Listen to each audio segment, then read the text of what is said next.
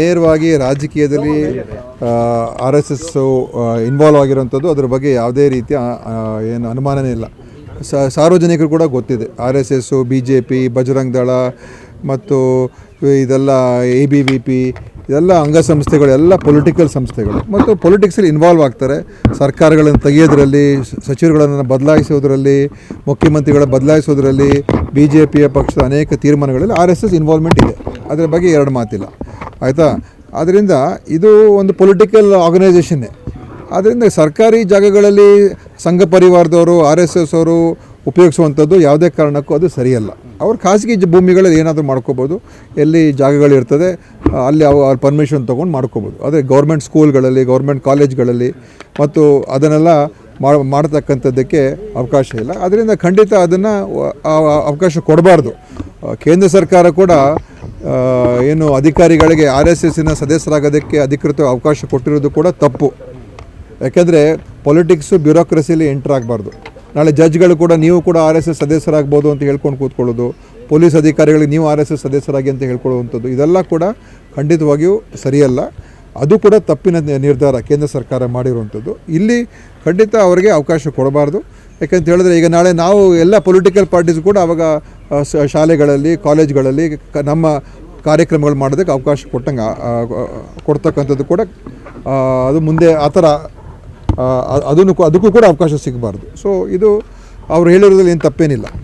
ಅಂದರೆ ಸರ್, ಈಗ ಇವರು ಪಥಸಂಚಲನ ಮಾಡಬೇಕಾದ್ರೆ ದೊಣ್ಣೆ ಎಲ್ಲ ಇಟ್ಕೊಂಡು ನೋಡಿ, ಏನು ಪೊಲೀಸಿನ ಪರ್ಮಿಷನ್ ತೊಗೊಂಡು ಯಾವ ರೀತಿಯಾಗಿ ಮಾಡೋದಕ್ಕೆ ಅವಕಾಶ ಇದೆ ಕಾನೂನು ಪ್ರಕಾರ ಆ ಥರ ಮಾಡಲಿ. ಇದು ನಮ್ಮ ದೇಶ, ನಾವು ದೇಶಕ್ಕೋಸ್ಕರ, ಸ್ವಾತಂತ್ರ್ಯಕ್ಕೋಸ್ಕರ ಹೋರಾಟ ಮಾಡಿರುವಂಥದ್ದು ನಮ್ಮ ಕಾಂಗ್ರೆಸ್ ಪಕ್ಷ ಕೂಡ.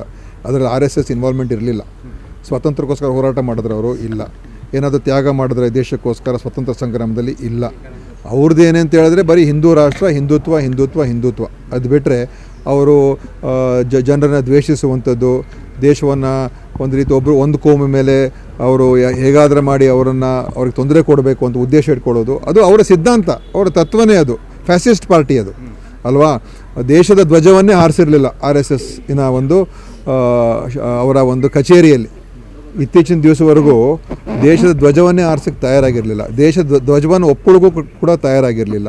ಈ ಥರದ ಸಂಘಟನೆ ಅದು ಫ್ಯಾಸಿಸ್ಟ್ ಪಾರ್ಟಿ, ಅದು ಫ್ಯಾಸಿಸ್ಟ್ ಸಂಘಟನೆ ಅದು ಅವರು. ಬಟ್ ನಮ್ಮ ದೇಶದ ಸ್ವಾತಂತ್ರ್ಯ ಇದೆ, ಎಲ್ಲ ರೀತಿಯ ಸಂಘ ಸಂಸ್ಥೆಗಳು ಮಾಡೋದಕ್ಕೆ, ನಿಮ್ಮ ಅಭಿಪ್ರಾಯಗಳನ್ನು ವ್ಯಕ್ತಪಡಿಸೋದಕ್ಕೆ ಅದು ನಮ್ಮ ಮೂಲಭೂತ ಹಕ್ಕು, ಸಂವಿಧಾನ ಕೊಟ್ಟಿರುವಂಥ ಹಕ್ಕು. ಅದು ಹಿಂದೂ ಆಗಿರ್ಬೋದು, ಸಿಖ್ ಆಗಿರ್ಬೋದು, ಮುಸ್ಲಿಮ್ ಆಗಿರ್ಬೋದು, ಕ್ರಿಶ್ಚಿಯನ್ ಆಗಿರ್ಬೋದು, ಅಥವಾ ಯಾರೇ ಆಗಿರ್ಬೋದು, ಅದು ಯಾವುದೇ ಸಂಘಟನೆ ಮಾಡೋದಕ್ಕೆ ಅವಕಾಶ ಇದೆ. ಅದಕ್ಕೆ RSS ಕೂಡ ಅವ್ರದ್ದೇ ಆದ ಸಂಘಟನೆ ಮಾಡೋಕ್ಕೆ ಅವಕಾಶ, ಅದ್ರ ಬಗ್ಗೆ ನಾನು ಮಾತಾಡೋಕ್ಕೆ ಹೋಗಲ್ಲ. ಆದರೆ ಅವರು ಪೊಲಿಟಿಕಲ್ ಆರ್ಗನೈಸೇಷನ್ ಅದು. ಏನೇ ಯಾರು ಇಡೀ ದೇಶಕ್ಕೆ ಗೊತ್ತು, ನಿಮಗೂ ಕೂಡ ಗೊತ್ತು ಎಷ್ಟರ ಮಟ್ಟಿಗೆ ಅವರು ಪೊಲಿಟಿಕಲ್ ಆ್ಯಕ್ಟಿವಿಟಿಯಲ್ಲಿ ಇನ್ವಾಲ್ವ್ ಆಗಿದ್ದಾರೆ ಅಂತ. ಕರ್ನಾಟಕದಲ್ಲೇ BJPಯಲ್ಲೇ ಅನೇಕ ತೀರ್ಮಾನಗಳು ಕೇಶಕೃಪದಲ್ಲೇ ಆಗ್ತದೆ ಅಲ್ವಾ. ಅದಕ್ಕೋಸ್ಕರ ಇದ್ರ ಬಗ್ಗೆ ಅನುಮಾನ ಇದೆಯಾ? ಏನಿಲ್ಲ ಸರ್. ಈಗ ಈ ವಿಚಾರವನ್ನ ಯಾವ ರೀತಿ ಕ್ಯಾಬಿನೆಟ್ ಡಿಸೈಡ್ ಮಾಡ್ತೀರಾ ಅಥವಾ ಸರ್ಕಾರದ ಮುಂದಿನ ಕ್ಯಾಬಿನೆಟ್ ಏನು ಬೇಕಾಗಿಲ್ಲ ರೀ ಇದಕ್ಕೆ ಕ್ಯಾಬಿನೆಟ್ ಯಾಕೆ ಬೇಕು? It's only administrative decision. ಯಾವುದೇ ಪೊಲಿಟಿಕಲ್ ಲಿಂಕ್ಸ್ ಇರುವಂಥ ಸಂಘಟನೆಗಳು, ಸಂಸ್ಥೆಗಳು, ಪಕ್ಷಗಳಿಗೆ ಸರ್ಕಾರಿ ಜಾಗಗಳಲ್ಲಿ ಅದು ಉಪಯೋಗಿಸ್ಕೊಳ್ಳುವಂಥದ್ದು. ಯೂನಿವರ್ಸಿಟಿಗಳಲ್ಲಿ ಎಲ್ಲ ರೀತಿಯ ಇವರು ಪ್ರವೇಶ ಮಾಡೋಕ್ಕೆ ಪ್ರಯತ್ನ ಮಾಡ್ತಾರೆ, ಯೂನಿವರ್ಸಿಟಿ ಒಳಗಡೆ ಪ್ರವೇಶ ಮಾಡೋದಕ್ಕೆ. ಯಾಕಂದರೆ ಅವರು ಇತಿಹಾಸವನ್ನು ತಿರುಚಿಸಬೇಕು ಮತ್ತು ಜನರಿಗೆ ಒಂದು ಏನು ಅವ್ರದ್ದೇ ಆದಂಥ ಸಿದ್ಧಾಂತವನ್ನು ಅವರ ಒಂದು ಮಕ್ಕಳ ಮನಸ್ಸಿನಲ್ಲಿ ಹೋಗ್ತಕ್ಕಂಥದ್ದಕ್ಕೆ ಅವರು ಪ್ರಯತ್ನ ಮಾಡ್ತಾರೆ. ಇದೆಲ್ಲ ಅವರಲ್ಲಿರುವಂಥ ವ್ಯವಸ್ಥಿತವಾದಂಥ ಒಂದು ಸಂಘಟನೆ ಅದು. ಅದ್ರ ಬಗ್ಗೆ ನಾವು ವ್ಯವಸ್ಥಿತವಾದಂಥ ರೀತಿಯಾಗಿ ಅವ್ರು ಮಾಡ್ತಾರೆ. ಮತ್ತು ಅದು ಖಂಡಿತವಾಗಿಯೂ ನಮ್ಮ ಪ್ರಜಾಪ್ರಭುತ್ವ, ಬಹುಮುಖಿ ಸಂಸ್ಕೃತಿಗೆ ವಿರುದ್ಧವಾಗಿರುವಂಥದ್ದು. ಹಿಂದೆ ಯಾವುದೇ ಸುಧಾರಣೆಗಳಿಗೆ RSS ಹಿಂದುತ್ವ ಸಂಘಟನೆಗಳು ಒಪ್ತಾ ಇರಲಿಲ್ಲ. ನಮ್ಮ ಏನು ಸುಧಾರಣೆ ಆಗ್ತಕ್ಕಂಥ ಅಂತರ್ಜಾತಿ ವಿವಾಹಗಳಿಗೆ ಮೊದಲು ಅವರು ಒಪ್ಪಿಗೆ ಇರಲಿಲ್ಲ.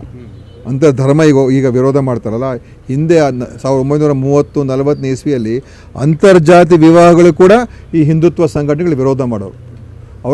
ಅವ್ರಿಗೇನಂತ ಹೇಳಿದ್ರೆ ಈ ಒಂದು ಏನು ಜಾತಿಯ ವ್ಯವಸ್ಥೆ, ಈ ಶ್ರೇಣೀಕೃತ ಸಮಾಜ ಅದೇ ರೀತಿಯಾಗಿ ಇರಬೇಕು ಅಂತ ಇರುವಂಥ ಸಿದ್ಧಾಂತ ಅವ್ರದ್ದು.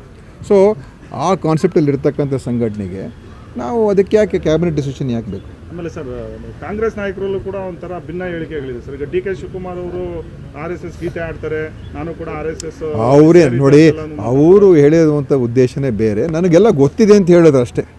ನಿಮ್ಮ ಇತಿಹಾಸ ಎಲ್ಲ ಗೊತ್ತಿದೆ, ಅಂತ ಹೇಳಿ ನಿಮ್ಮ ಇತಿಹಾಸ ಇದೆ. ಇತಿಹಾಸ ಇಲ್ಲ ಅಂತ ಈಗ ಕಾಂಗ್ರೆಸ್ಗೆ 1885 ಇಸ್ವಿಯಿಂದ ನಮ್ಮ ಪಕ್ಷ ಇದೆ, ನಮ್ಮದು ಇತಿಹಾಸ ಇದೆ. RSS ಕೂಡ ಇತಿಹಾಸ ಇದೆ. ಅದು ಇತಿಹಾಸದ ನೋಡಿದ್ರೆ ಗೊತ್ತಾಗ್ತದೆ. ಇಂಡಿಪೆಂಡೆನ್ಸ್ ಮೂವ್ಮೆಂಟಲ್ಲಿ RSS ಇಲ್ಲವೇ ಇಲ್ಲ. ಅದರ ಅವರ ಇತಿಹಾಸ. ಅವ್ರಿಗೆ ಯಾವುದೇ ರೀತಿಯ ಅವ್ರಿಗೆ ಅದಕ್ಕೋಸ್ಕರ ಸರ್ದಾರ್ ಪಟೇಲ್ ಬೇಕು, ನೇತಾಜಿ ಸುಭಾಷ್ ಚಂದ್ರ ಬೋಸ್ ಬೇಕು, ಭಗತ್ ಸಿಂಗ್ ಬೇಕು. ಯಾಕೆಂತ ಹೇಳಿದ್ರೆ ಅವರಲ್ಲಿ ಯಾರೂ ಇಲ್ಲ, ಅವರಲ್ಲಿ ಯಾವ ನಾಯಕ ಸಿಗೋದಿಲ್ಲ. ಅದಕ್ಕೆ ಬೇರೆ ಕಡೆ ಹುಡ್ಕೊಂಡು ಅವ್ರನ್ನ ಕರ್ಕೊಂಬಂದು ಅದನ್ನೆಲ್ಲ ಕೂಡ ಜನರಿಗೆ ಅವರೆಲ್ಲರೂ ಕೂಡ ಸುಭಾಷ್ ಚಂದ್ರ ಬೋಸು, ಭಗತ್ ಸಿಂಗ್ ಎಲ್ಲರೂ ಕೂಡ ಈ ಹಿಂದುತ್ವ ಸಿದ್ಧಾಂತದ ಇದ್ದಂಥವ್ರೆ. ಅಂಬೇಡ್ಕರ್ ಕೂಡ ಸಂಪೂರ್ಣ ವಿರುದ್ಧ ಇದ್ದಂಥವ್ರೆ. ಆದರೆ ಅವ್ರಿಗೆ ಅವ್ರು ಓನ್ ಹೀರೋಸ್ ಇಲ್ಲ ಅಲ್ಲ, ಅದಕ್ಕೆ ಬಾರೋ ಮಾಡ್ತಾರೆ ಹೀರೋಗಳನ್ನ. ಅವ್ರನ್ನ ತೊಗೊಂಡು ಅಡಾಪ್ಟ್ ಮಾಡ್ಕೊಂಬಿಟ್ಟು ಇವರೇ ದೊಡ್ಡ ಹೀರೋಗಳು ಅಂತ ತೋರಿಸ್ಕೊಳ್ಳೋಕೆ, ನಮ್ಮವರು ಅಂತ ತೋರಿಸ್ಕೊಳ್ಳೋಕೆ ಹೋಗ್ತಾರೆ. ಅದು ಯಾಕಂದರೆ ಅವರ ಅದು ಇತಿಹಾಸನೇ. ಸರ್ ಸಂಜೆ ರಾಜಕೀಯ ಅಲ್ಲ ರೀ, ಈಗ ಸರ್ಕಾರಿ ಜಾಗಗಳಲ್ಲಿ ರಾಜಕೀಯಕ್ಕೆ ಬಳಕೆ ಆಗಬಾರ್ದು ಅಷ್ಟೇ. ಅದು ರಾಜಕೀಯ.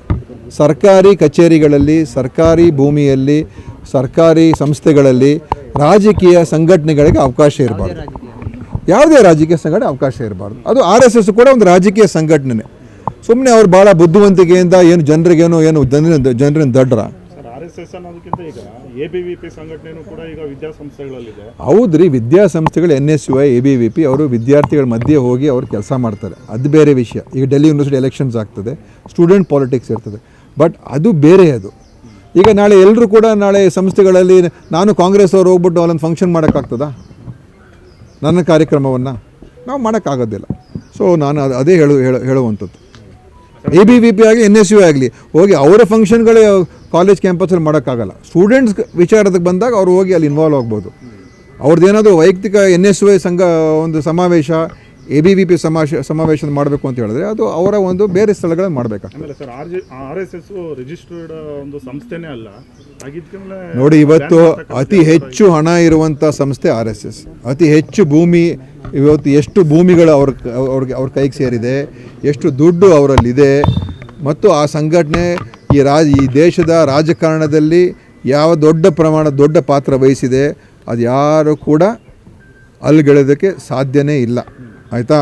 ಅದಕ್ಕೋಸ್ಕರ ಅದ್ರ ಬಗ್ಗೆ ಏನು ಚರ್ಚೆ ಮಾಡೋದು ಅವಶ್ಯಕತೆ ಇದೆಯೇನ್ರಿ? ಇಡೀ ಎಲ್ರಿಗೂ ಪ್ರತಿಯೊಬ್ಬರಿಗೂ ಕೂಡ ಗೊತ್ತಿದೆ. ಸರ್, ಈಗ ಗ್ಯಾರಂಟಿ ಯೋಜನೆಗಳ ಬಗ್ಗೆ ಮತ್ತೆ ಚರ್ಚೆ ಆಗ್ತಾ ಇದೆ ಸರ್. ಹಿರಿಯ ಶಾಸಕರು ಮಾತಾಡಿದ್ದಾರೆ, ದೇಶಪಾಂಡೆ ಅವರು. ಗ್ಯಾರಂಟಿ ಯೋಜನೆಗಳು ನಮ್ಮ ಈ ಇಡೀ ದೇಶಕ್ಕೇ ಮಾದರಿಯಾದಂಥ ಒಂದು ಕಾರ್ಯಕ್ರಮ ನಮ್ಮ ಸರ್ಕಾರ ಕೊಟ್ಟಿದೆ.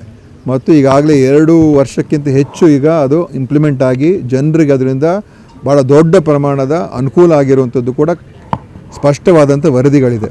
ಅದೇ ಯಾರೇ ಏನೇ ಹೇಳಿಕೆಗಳು ಕೊಡ್ಬೋದು, ಆದರೆ ಗ್ಯಾರಂಟಿ ಯೋಜನೆಗಳು ಇದು ನಮ್ಮ ಸರ್ಕಾರದ ದೊಡ್ಡ ಒಂದು ಮಹತ್ವಾಕಾಂಕ್ಷೆಯ ಒಂದು ಕಾರ್ಯಕ್ರಮ, ಒಂದು ಯೋಜನೆ. ಇದು ಇಡೀ ದೇಶಕ್ಕೇ ಒಂದು ಮಾದರಿ ಅಂತಲೂ ಹೇಳಕ್ಕೆ ಬಯಸ್ತೇನೆ. ಮತ್ತು ಇದರಿಂದ ಸಮಾಜದ ಬದಲಾವಣೆ ಆಗ್ತಕ್ಕಂಥದ್ದಕ್ಕೆ ಇದು ಭಾಳ ದೊಡ್ಡ ಪಾತ್ರ ವಹಿಸಿದೆ. ಅದರ ಅರ್ಥ ಎಲ್ಲ ಸರಿ ಅಂದರೆ ಇದರಲ್ಲಿ ಸುಧಾರಣೆ ಮಾಡಬೇಕು ಅಂತ ಏನು, ಇದರಲ್ಲೂ ಕೂಡ ಇನ್ನೂ ಯಾವುದೇ ಒಂದು ಕಾರ್ಯಕ್ರಮದಲ್ಲಿ ಸ್ವಲ್ಪ ಹಳ್ಳಿಯಲ್ಲಿ ಸ್ವಲ್ಪ ಸಮಸ್ಯೆಗಳು ಇರ್ತದೆ, ಅದನ್ನು ಸುಧಾರಣೆಗಳು ಮಾಡ್ಕೊಳ್ಳೋಣ, ಅದು ಬೇರೆ ಪ್ರಶ್ನೆ. ಆದರೆ ಈ ಕಾರ್ಯಕ್ರಮ ನಿಜವಾಗ್ಲೂ ಒಂದು ಕ್ರಾಂತಿಕಾರಿಯ ಕಾರ್ಯಕ್ರಮ. ಇದು ಕಾಂಗ್ರೆಸ್ ಸರ್ಕಾರ, ಸಿದ್ದರಾಮಯ್ಯ ಅವರ ಸರ್ಕಾರ ಮಾಡಿರ್ತಕ್ಕಂಥದ್ದು. ಅವರವರ ವೈಯಕ್ತಿಕ ಅಭಿಪ್ರಾಯ, ಅದು ಅವ್ರ ವೈಯಕ್ತಿಕ ಅಭಿಪ್ರಾಯ. ಕಾಂಗ್ರೆಸ್ ಅವ್ರಿಗೂ ಕೂಡ ವೈಯಕ್ತಿಕ ಅಭಿಪ್ರಾಯಗಳು ಇರ್ತದೆ. ಅವರೇನು ಕಾಂಗ್ರೆಸ್ ಅವ್ರು ಆಗಿದ ತಕ್ಷಣ ಅವ್ರ ವೈಯಕ್ತಿಕ ಅಭಿಪ್ರಾಯ ಇರಬಾರ್ದು ಅಂತ ಹೇಳೋಕ್ಕಾಗ್ತದ? ಎಲ್ಲರೂ ಅವರ ವೈಯಕ್ತಿಕ ಅಭಿಪ್ರಾಯ. ಬಟ್ ಕ್ಯಾಬಿನೆಟ್ ತೀರ್ಮಾನ, ಪಕ್ಷದ ತೀರ್ಮಾನ, ಸರ್ಕಾರದ ತೀರ್ಮಾನ ಮುಗೀತಲ್ಲ. ಡಿನ್ನರ್ ಮೀಟಿಂಗ್ ಕಡೆ ಎಲ್ಲ ಶಾಸಕರಿಗೂ ಸಚಿವರಿಗೂ ಬಹಳಷ್ಟು ಒಂದು ಕುತೂಹಲ ಇದೆ. ಹೌದು, ನಮಗೂ ಕೂಡ ಭಾಳ ಕುತೂಹಲ ಇದೆ. ಯಾಕಂತ ಹೇಳಿ ಮುಖ್ಯಮಂತ್ರಿಯವ್ರ ಭೋಜನ ಕೂಟ ಭಾಳ ಚೆನ್ನಾಗಿರುತ್ತೆ ಅಂತ ನಾವು ಅಂದ್ಕೊಂಡಿರ್ತೀವಿ. ಒಳ್ಳೊಳ್ಳೆ ಎಲ್ಲ ಮೆನ್ಯೂ ಚೆನ್ನಾಗಿರುತ್ತೆ ಅಂತ ಅಂದ್ಕೊಂಡಿರ್ತೀವಿ. ಸೊ ಒಳ್ಳೆ ಊಟ ಮಾಡ್ಬೋದು ಅಂದ್ಕೊಂಡಿರ್ತೀವಿ, ಮತ್ತು ಒಳ್ಳೆ ಚರ್ಚೆ ಕೂಡ ಆಗುತ್ತೆ ಅಂದ್ಕೊಂಡಿರ್ತೀವಿ.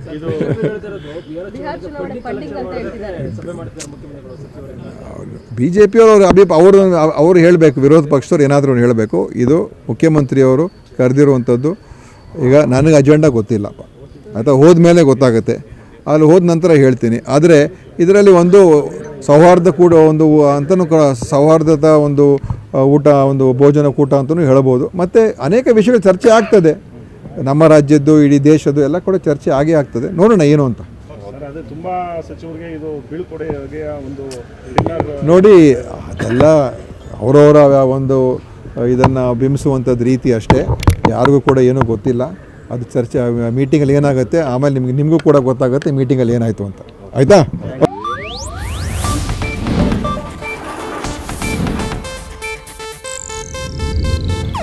ಇದು ಏಷ್ಯಾನೆಟ್ ನ್ಯೂಸ್ ನೆಟ್ವರ್ಕ್ ಪ್ರಸ್ತುತಿ.